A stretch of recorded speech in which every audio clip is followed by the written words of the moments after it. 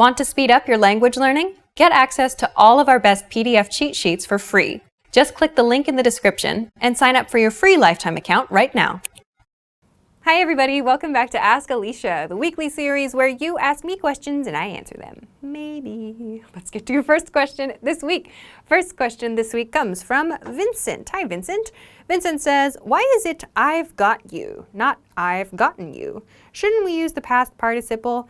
And does it mean the same as I got you in this context? For example, A, I forgot to bring my paper for today's project. B, don't worry, man, I've got you. I have some extra papers with me. Nice question. Okay, so your question asks, does this mean the same thing as I got you? And the answer is yes. We use I've got you and I got you in two cases, really. In your example, we have this situation where one person is helping another person, right? He's saying, I've got you, or I got you, here's some papers. I have some papers you can use, right? So that's like saying, no problem, I can take care of you, or I can help you. That's cool. We can say, I got you, or I've got you in this case. Both are totally fine, both are correct. Regarding your second question though, shouldn't it be I've gotten you? Don't think about the grammar for this expression. Think of I got you or I've got you as set expressions. This is kind of a slang expression, or we can think of it as an idiom. So don't worry about the grammar with this one. We use both I got you and I've got you to mean the same thing, and we use them both in this situation. In addition to this use, we also have I got you, and sometimes I've got you, used to mean I understand you. So when someone explains something to you and you want to casually express, I understand, you can say I got you, or even shorter, I gotcha, or even shorter, gotcha. You might also hear this used. So I got you and I've got you can be used in these two situations to mean either I understand or I'll help you. I feel that we tend to use I got you a little bit more often because it's shorter and it just kind of sounds cooler and casual. But don't worry about the grammar with this expression. I completely understand that you are thinking, there's an I've, and shouldn't it be past participle here together? I completely understand, but think about this expression, this phrase, as a set expression that you don't need to worry about the grammar for. So I hope that this answers your question about this expression, I got you. You can ask somebody else, you got me? You got me? I got you. Okay, great. Let's move on to our next question then. Okay, our next question is from Ko. Hi, Ko. Ko says, which sentence is correct? The stolen money was found by the police, or the money stolen was found by the police? Okay, very interesting question. So first, short answer, the first sentence is the better sentence here. The stolen money was found by the police.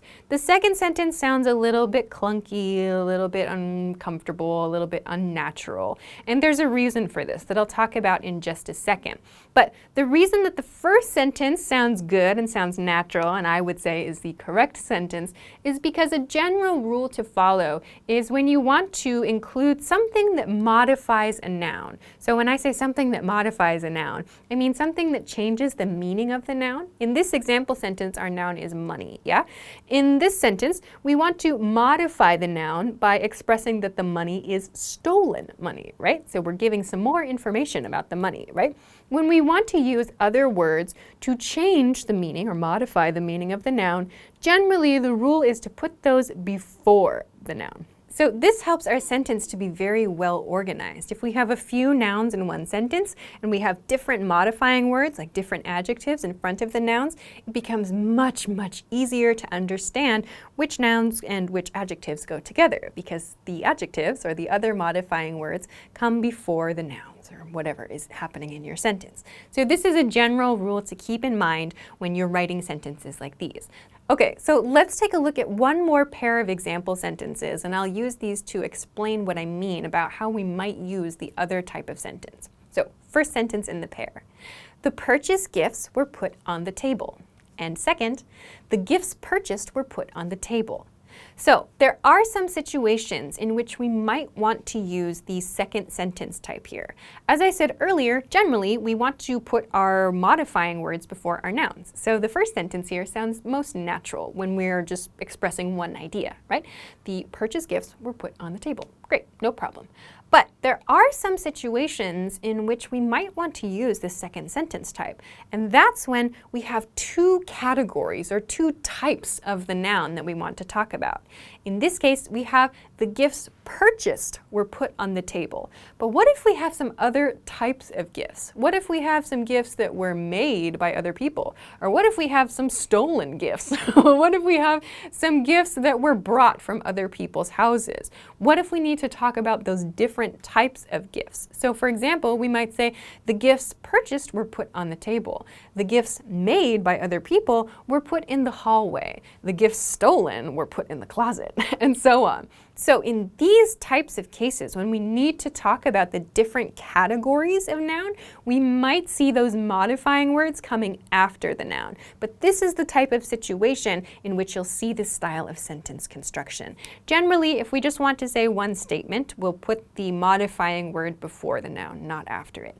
If you see the modifying word coming after the noun, it might be because that person is making like a list of different types of nouns, and they want to make it clear this one is different from this one, and this one is different from that one, and so on. So this is the situation in which you might see that second type of sentence used, when you need to make some specific details about different types of that noun very clear. But generally, if you want to say just one simple sentence as a fact, you should put the modifying word before the noun. That's a pretty good rule to follow in your writing. So I hope that this answers your question. Thanks for sending it along. Very interesting. Okay, let's move on to your next question. Next question comes from Wisley Babora. Hi, Wisley. I hope I said your name correctly. Wisley says, hi, Alisha. What is the difference between these two phrases? I promise you and I guarantee you. Nice question. Okay, so generally they have kind of the same core, right? We're saying that we are saying something is going to happen, right? We have a good chance that something is going to happen. But I promise you feels much more like a personal commitment, right? So we say, I promise you to your friend or to your family member, or maybe someone you're very close to, like your boyfriend or your girlfriend or your wife or your partner, whatever. I promise you something, right? So we're making a personal commitment to someone.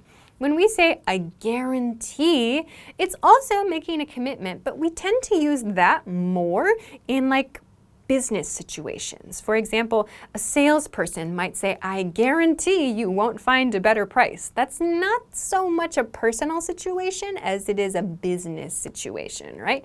And if we said, I guarantee in our personal lives as well, it sounds a little bit more businessy, a little bit more like we're selling something to the other person. We sometimes use the word guarantee in our personal lives, and that's okay because we want it to sound like it's more of a business situation. Like, I guarantee you'll have a fun time at the party. Come on. We're trying to sell the party to our friend, right? And that's very natural. But generally, we don't use promise as much in business situations. If a salesperson says, I promise you're not going to find this price anywhere else, that might sound a little bit too close. I suppose it does depend a little bit on the salesperson. We might hear some people use it, but generally, guarantee tends to sound a little bit more like a business transaction. Also, guarantee means with 100% certainty of something. I guarantee you're not going to find a better price, or I guarantee this is the best product out this year. These mean 100% sure. Promise does not carry this meaning of 100% sure all the time. Sometimes it means, yes, 100% I will do this thing. But promise can also be a lot more open. So for example, we could say, I promise I'll come to the party with you. That means I'm making a commitment, 100%. I will come to the party with you. But we can also promise kind of more conceptual things, like I promise I'll never leave you, or I promise I'll work really hard this year, and so on. So these are kind of more conceptual, open things. So we tend to use guarantee with things that are a little bit more clear-cut and less emotional. So it sounds more like something we can express with data, with numbers, like prices, and so on. We wouldn't say to somebody like, I guarantee I'm going to work hard this month, or I guarantee I'm never going to leave you. It sounds too businessy. When we're talking about our emotions and these kind of personal connections, we tend to use the word promise more. When we want to talk about something that's a little bit more like numbers and data focused, we would probably use the word guarantee. So there is a little bit of overlap, like I talked about, like I guarantee you'll have a good time at the party. There is a little bit of overlap, but generally this is the difference between these two words. So I hope that this answers your question. Thanks very much for sending it along. Okay, that is everything that I have for this week. Thank you as always for sending your super great questions. Remember, you can send them to me at englishclass101.com/ask-Alisha. You can also find a link for this in the YouTube description. Please go there and send me your questions. Do not send them to me on YouTube comments or on Facebook comments or Instagram comments or Twitter, or I don't even know where you send all the comments, but I don't see them. There are too many comments out there on the internet, so please send them to the official question submission page where I will definitely see them. Go there now. Also, if you like this lesson, please don't forget to give it a thumbs up and subscribe to this channel if you haven't already. Also, check us out at englishclass101.com for some other things that can help you with your English studies. Thanks very much for watching this week's episode of Ask Alisha, and I will see you again next time. Bye!